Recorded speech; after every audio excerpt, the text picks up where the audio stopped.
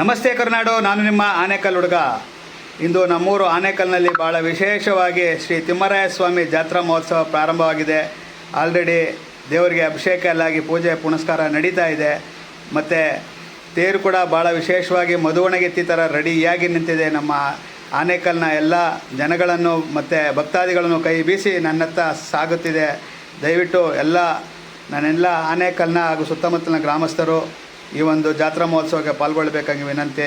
ಮತ್ತು ಇನ್ನೊಂದು ವಿಶೇಷ ಏನು ಅಂದರೆ, ಎಚ್ಚರಿಕೆ, ನೀವು ಬೆಳೆ ಬಾಳುವಂಥ ವಸ್ತು, ಒಡವೆ, ವಜ್ರ ಮತ್ತು ಮೊಬೈಲ್ಗಳನ್ನು ವಿಶೇಷವಾಗಿ ಜೋಪಾನ ಮಾಡಿಸ್ಕೊಳ್ಳಿ.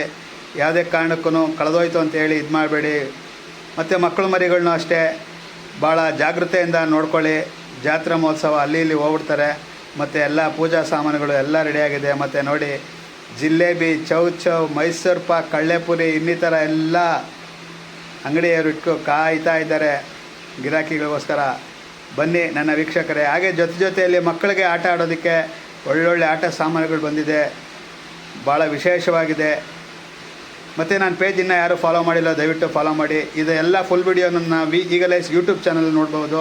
ಹಾಗಾಗಿ ಮತ್ತು 8:30ಕ್ಕೆ, ರಾತ್ರಿ 8:30ಕ್ಕೆ ಜರಾಸುಧ ಅಂತ ಹೇಳಿ ಒಂದು ನಾಟಕ ಕೂಡ ಇದೆ. ಎಲ್ಲ ನಮ್ಮೂರಿನ ತಾಲೂಕಿನವರೇ ಮಾಡಿರೋದು, ಭಾಳ ವಿಶೇಷವಾಗಿದೆ. ಬಂದು ನೋಡಿ.